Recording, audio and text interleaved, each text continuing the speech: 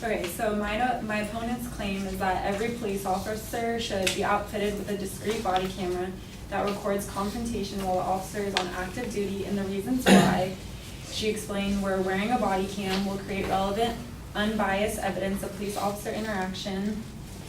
And so I'm going to refute that point by saying some criminologists say that videos aren't always as unbiased as they seem. In an article on Slate, Arizona State University researchers Justin Reddy and Jacob Young write that even video is open to individual interpretation. People interpret what they want to see on video through the filter of their own experiences. An officer may interpret what he sees on a video differently than a civil rights lawyer or a young person from an urban area.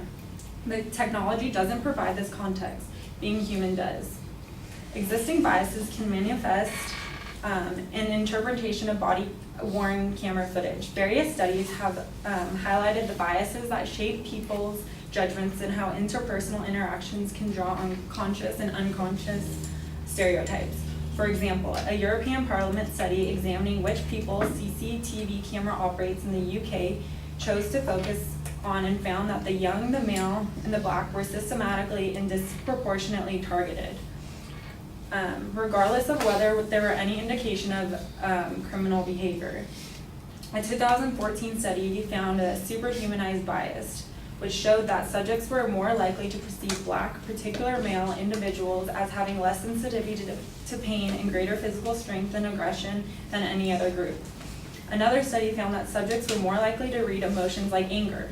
Accordingly, there is a risk that reviewers' body language or behavior, and as a result, or they may be quicker to read aggressive or violent intent in minority subjects. Body language or behavior, and as a result will be more inclined to find use of force justified. Accordingly, reviewers will need to be more sensitive about how perspectives can affect the ways they interpret action based on visual evidence. As for the relevancy, they note that even body-worn cameras have blind spots, events and occurrences that they miss or don't catch.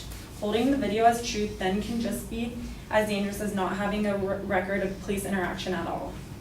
There is a limit to how much can be captured on video. Evaluators will overcome the inherent limits of the video's frame. As angle, focus, or the width of shot may impact what varies depending on the camera's mount or vantage point, and may not capture what other witnesses are seeing. Even the way in which the officer moves his body will affect the visual on the footage. So our second point is wearing a body cam will strengthen police accountability by improving agency transparency.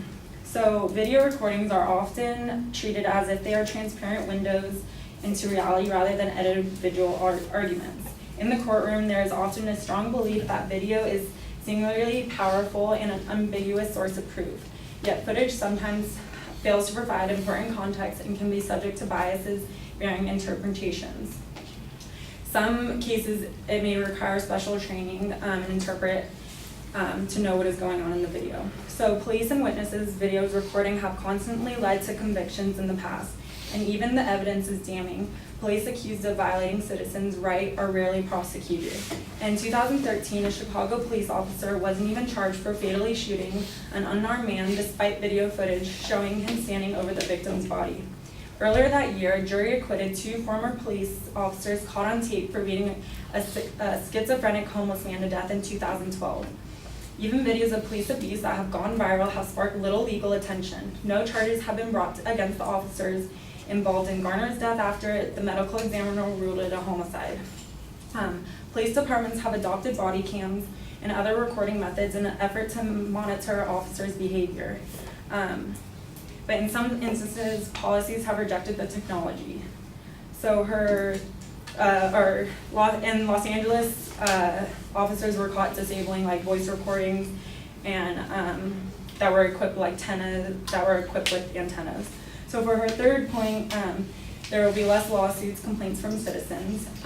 However, prosecutors and defense lawyers will need to better understand how footage is used to negotiate pretrial settlements. There are also indications that without proper policies on body cameras can be used to dissuade people from speaking up about potentially problematic police interaction. As The Atlantic pointed on Tuesday, a report from the U.S. Department of Justice last year said that only certainty across the studies about on-body police camera was fewer citizen complaints about police behavior. However, there are a multitude of reasons why that could be the case. The Atlantic Post authors offer one theory. Citizens with a grievance are intimidated by the fact that police are possessing a record of their encounter to which the complaining citizen has no access.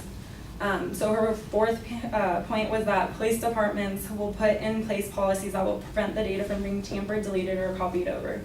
There are questions about who gets access to this video footage. In Washington State, for instance, public records law requires government agencies to release almost all records in timely fashion or face fine. With thousands of hours of video, which must be blurred, muted to protect people's privacy, that could become a serious logistical burden for the police departments. Alan Townshend says it could take his department 3 years to respond to a request to release about 1,000 videos. Agencies said that they didn't have the time or money or resources to meet the request. Camera footage must be viewed and occasionally blurred or muted to protect the privacy of some people caught on tape before it is released. The police department recruited hacker Timothy Clemens to create software that would redact images and eliminate sound from the body camera footage. So Clemens is a hacker, and we don't know who really he is. He has no legal qualifications, and there's no agency watching over him, so that just proves that he's going into these videos and tampering with them to copy over people's faces, and we don't know what else he's doing.